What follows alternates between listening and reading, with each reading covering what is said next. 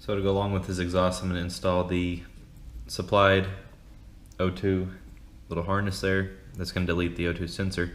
Already got some dielectric grease on there. It's just simple as plugging it in, making sure you hear that snap, and pushing it back in. Done. And then to go along with his exhaust so you can program it, he went with the HMF programmer. It's real simple. It just plugs in with this little pigtail here in line of your fuel injector.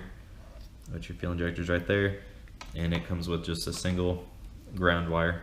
We'll run it back to the battery, tie everything up. I think he wants to, I want to put it up here.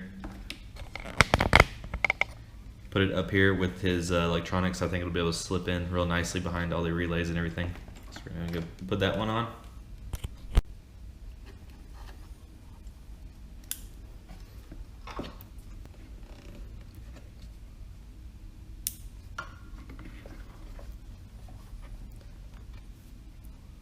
Okay guys, I have not started this thing yet, and I know Carlos is probably pretty nervous right about now, but I mean, I'm not too worried about it.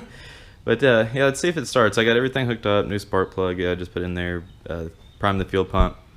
Everything is connected. There's no engine codes anymore just because all the 15,000 electrical connections are back together and on. So let's see what happens. I have not started it at all yet. I mean, this is legit the first startup. I mean, I did turn it over with the spark plug just to start getting everything moving. So let's see. I'm gonna do it one more time just for the sake of the fuel pump since it's been sitting for a while. We have his programmer working and flashing. The 1 and the 8 is supposed to, if the 1 and the 8 flash, you can program it. You know what, enough of that. Here we go. You see how fast that turned over? You can see how fast that turned over. First, that was legit the first start. There's your exhaust, buddy. A nice, small, yellow, mellow tone.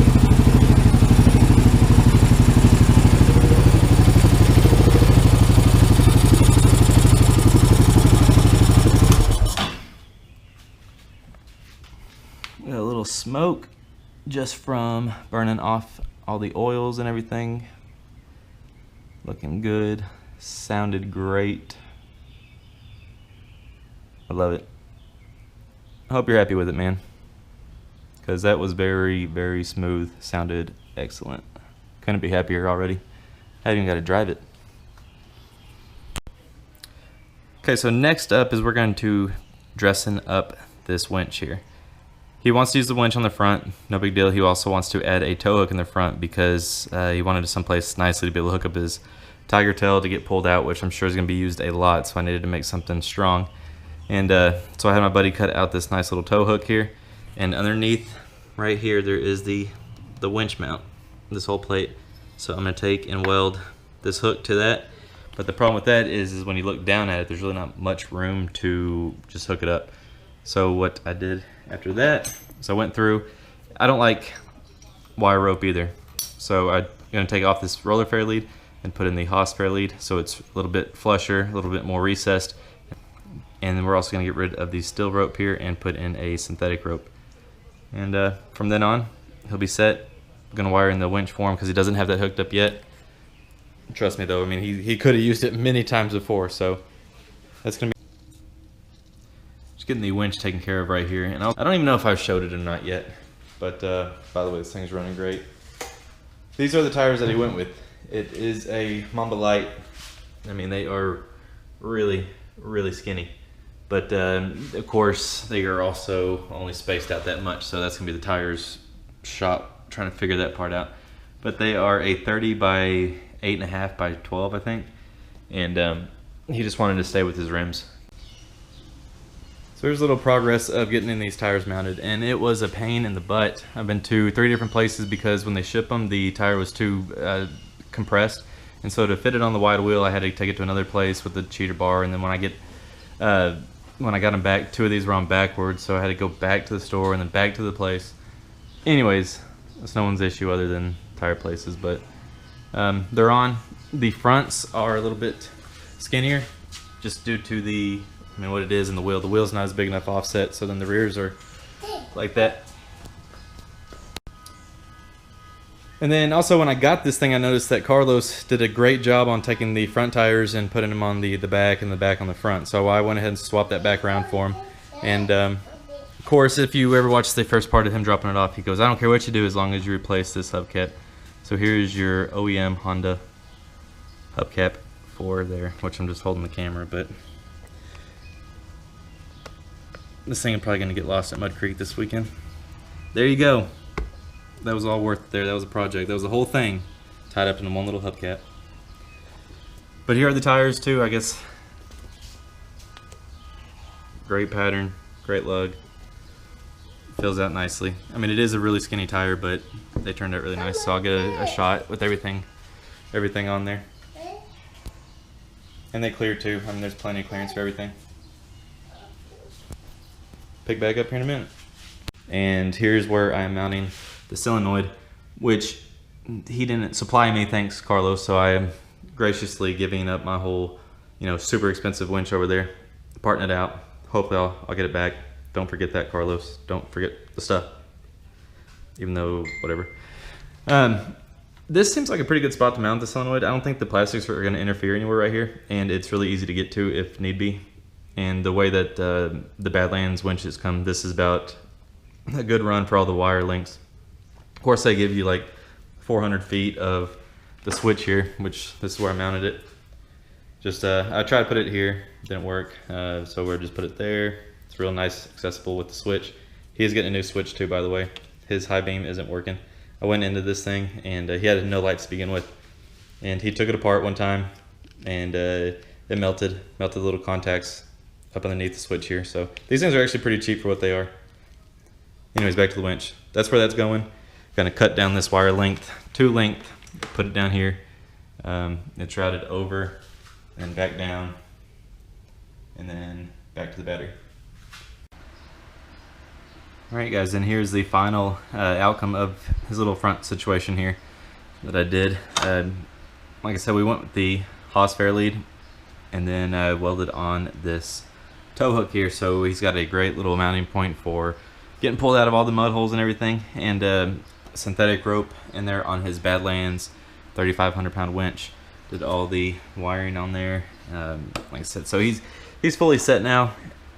I like it a lot. I really like the way it turned out. Doing something with his vent lines here, trying to get them up, so now he actually won't have any vent lines running up here. The way he rides, it's just really not needed. I mean, he already had like 2 of them up here, and they had the rest up here. And so he already dunked these like 2 or 3 times that you saw in the videos, and he never dunked these over here. So we're just routing them all up into there because he doesn't want to go that deep. So it makes sense just to put them all up in there and just be done with them, not even think about them. So I know this has kind of jumped ahead and everything, but it was crunch time and I needed to get it done for this ride. Leaving out tomorrow, I'm going to take it to him to Mud Creek. It just kind of, I know this last video probably isn't going to be too much of assembly just because it is just putting on plastics, putting everything back together. So I mean, this is the final walk around with it. I'm very happy with the way everything turned out. The exhaust sounds great. The gearing's there. The tires made it taller. This was a really fun project. Everything, like I said, everything just turned out right. That's the winch line with the hook and everything down there. The way it goes. Winch is functional. The rack is now solid again. The vent lines are tucked up into the pod there. No secret there. The vent lines are just up and down, back into it. Axle's not clicking anymore. Water pump's not leaking, not smoking. Motor sounds great. So kind of cleaned it up for him too. This thing isn't going to be this clean probably ever again. I think he said the last time, I probably saw it this clean was when he bought it, but yeah, the new switch here, the little mod that I did, or not even a mod, I just basically took his third headlight, tied it into the light bar, so turn it on, you got lows, and then when you put it on highs, it does the light bar and the lows, or I guess technically these down here are on high beam now, and instead of that one being on, it's obviously that one. So that wire just ran back up in here and tied into there. So that way it's like factory fused, factory protected, drawing less watts than that third headlight halogen. Power steering works, the 4-wheel drive kicks in and everything. So if you roll it a little bit, you hear it kick out. There it goes, kicked out. So this is all new because his high beam wasn't working. But yeah, so the snorkel looks a little bit cleaner. Everything looks cleaner. And what else did I do? All the diffs are drained, repaired, actuators. So I'm gonna do a final walk around with him tomorrow whenever I get there. And of course I had to do the stealth sticker there. I'm waiting for silver stickers and black stickers to get here. I have a person that is taking care of that for me. So tires made a big difference. Pretty nice too. And might as well plug my build here.